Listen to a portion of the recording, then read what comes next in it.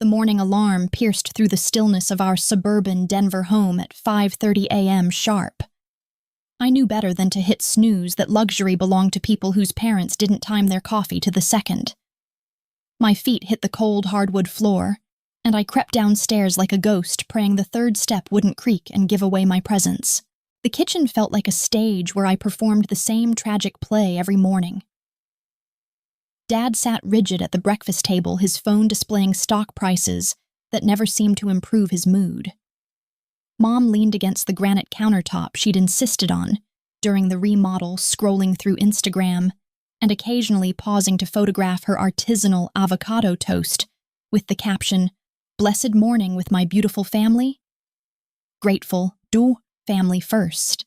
My hands trembled as I reached for the milk carton, those same hands that had learned to move in calculated silence, hands that had been called clumsy and worthless so many times I'd started to believe it.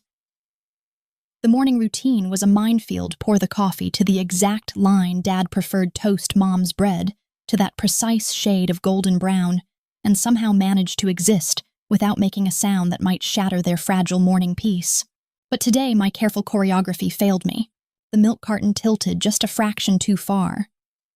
3 drops, maybe 4, spilled over the rim of Dad's pristine white mug, creating tiny white pools on Mom's precious mahogany table. Time stopped. The coffee maker's gentle gurgling became deafening in the sudden silence. "What the hell is wrong with you, Emma?" Dad's voice erupted like a volcano, his face flushing that familiar shade of red that meant I had approximately 3 seconds before the storm hit full force. "Can you do one goddamn thing without screwing it up?" "I'm sorry." I whispered, my voice barely audible as I reached for the paper towels. "I'll clean it right up, I promise." "Sorry." He shot up from his chair so fast it scraped against the floor like nails on a chalkboard. "You're always sorry. Sorry doesn't unspill the milk, does it? Sorry doesn't make you less of a complete disappointment." From across the kitchen, Mom's laughter bubbled up. Not the warm, motherly laugh you might expect, but something cold and amused, like she was watching a particularly entertaining YouTube video. She didn't even look up from her phone as she said, "Michael, remember what we talked about? Some people just need stronger lessons to learn." My stomach dropped as Dad's eyes lit up with that sick satisfaction I'd learned to fear. He turned toward the stove where the kettle sat, steam still rising from its spout, like incense at an altar of cruelty. "You know what, Linda? You're absolutely right. Please." I backed away, my hands raised in surrender. "I'll clean it up. It was just an accident, I swear." "Accident." Dad's laugh was sharp and bitter. "You've been one long accident since the day you were born. Maybe it's time you learned what real consequences feel like." The next few seconds unfolded in slow motion. Dad's hand wrapped around the kettle's handle. Mom finally looked up from her phone, but instead of horror, her expression showed only mild interest, like she was curious to see how this particular episode would end. And me, I could only watch as my father lifted the kettle and deliberately slowly poured the boiling tea over my outstretched hands. The pain was indescribable. It wasn't just heat, it was like every nerve ending in my hands had been set on fire simultaneously. I screamed a sound so raw and desperate it didn't sound human. My vision blurred with tears as I stumbled backward, clutching my hands to my chest, feeling the skin bubble and blister in real time. And through my agony, I heard Mom's voice, calm and casual as if she were commenting on the weather. "Pain will teach clumsy, useless hands. Maybe next time she'll learn to be more careful." Then came the sound that would haunt me forever, their laughter. Not nervous laughter or uncomfortable chuckling, but genuine amusement. Mom actually pulled out her phone again, and for one terrifying moment I thought she might take a picture. "Should we post this on the family group chat?" she asked Dad with a grin. "Caption it, 'Natural consequences for natural clumsiness.'" Dad chuckled and sat back down to his breakfast as if nothing had happened. "Nah, some lessons are meant to be private. Besides, Emma knows she brought this on herself, don't you, sweetheart?" I sank to the kitchen floor, my hands on fire, my heart breaking into pieces so small I wasn't sure they could ever be put back together. Above me, my parents continued their morning routine. Dad reading his emails, Mom posting her breakfast photo with that same blessed hashtag, both of them stepping around me like I was furniture that had fallen over and would eventually be moved back into place. That night I sat alone in my room, my hands wrapped in wet towels that did nothing to ease the burning. The blisters had formed perfect circles on my palms like target practice for cruelty. I stared at my reflection in the dark window and whispered the words that would change everything. One day you'll learn what it feels like to have nothing left to hold, but my transformation wouldn't happen overnight. For the next 2 years, I perfected the art of invisibility while quietly building my escape plan.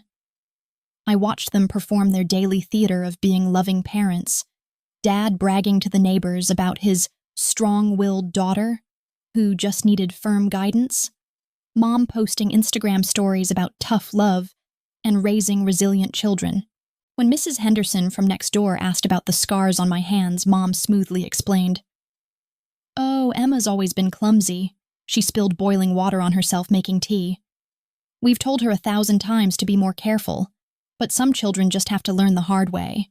I watched Dad spend my college fund money on cryptocurrency investments, while telling his friends he was teaching me the value of hard work by making me pay my own way. I listened to Mom complain to her book club about how difficult teenagers were while describing me as ungrateful and rebellious, even though I'd never spoken back to them once. The breaking point came during my high school graduation party.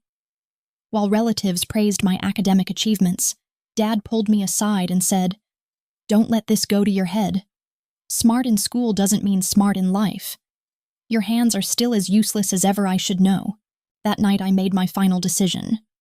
I wasn't just going to escape, I was going to make sure they felt every ounce of powerlessness they'd forced me to swallow. 5 years later, building my life from nothing had been exhausting, but every late night, every extra shift, every sacrifice had been worth it.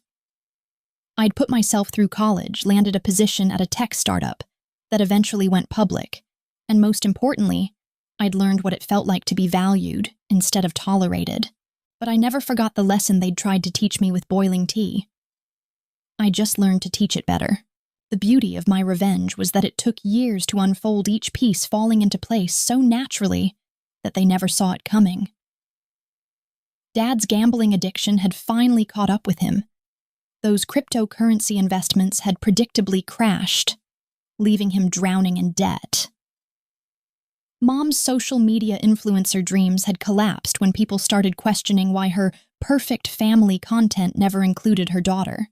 They'd already lost their friends when whispers about their parenting started circulating through Mom's book club. It's amazing how quickly people distance themselves from child abusers once the truth comes out. Their perfect suburban facade had crumbled piece by piece, leaving them with nothing but their house.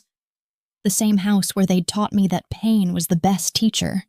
Through a carefully orchestrated series of property deals and silent auctions, I became their landlord. They never knew it was me behind the shell companies and legal representatives. For months, I let them believe they were safe in their little kingdom, watching from a distance as they struggled to pay bills that kept mysteriously increasing. The night I finally revealed myself, I arrived during a thunderstorm. How poetic. They looked smaller somehow, sitting in their dimly lit living room, surrounded by overdue bills and empty takeout containers. The granite countertops Mom had once photographed for Instagram were cluttered with dirty dishes. Dad's proud posture had collapsed into the slumped shoulders of a man who'd lost control of everything. When they opened the door and saw me, confusion flickered across their faces, followed quickly by that familiar arrogance. "Emma," Mom said with forced brightness. "What a surprise. We haven't heard from you in so long. Come in, sweetheart."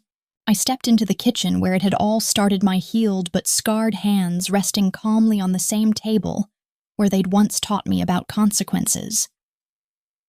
The silence stretched until it became uncomfortable, then unbearable. "Do you remember?" I said finally, my voice steady and cold. "When you told me that pain would teach my clumsy, useless hands." Neither of them answered, but I saw recognition dawn in their eyes. "Well, I continued reaching into my briefcase and pulling out a thick stack of legal documents.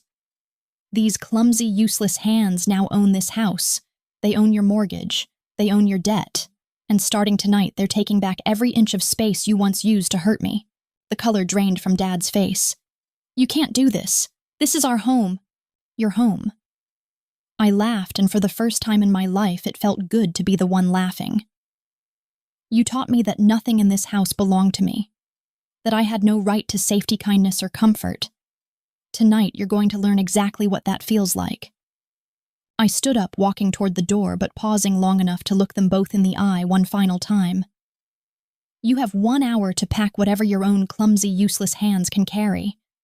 After that, this house will no longer be your shelter. Emma, please. Mom's voice cracked, and for a moment she almost sounded like the mother I'd once hoped she could be. We're family. Surely we can work something out. Family. The word tasted bitter on my tongue. Family doesn't pour boiling tea on children. Family doesn't laugh at their child's pain. Family doesn't teach lessons with torture. I pulled out my phone and set a timer for exactly 1 hour. Consider this your final lesson. Pain really is the best teacher. You just never thought you'd be the students. An hour later, I returned to find them on the sidewalk in the rain, their belongings stuffed into mismatched suitcases and garbage bags. Dad's proud shoulders were hunched against the storm. Mom's hands, the same hands that had held her phone instead of comforting me, now shook as she clutched a torn umbrella that provided no protection from the downpour. They looked exactly the way they'd once made me feel small, powerless, and completely alone.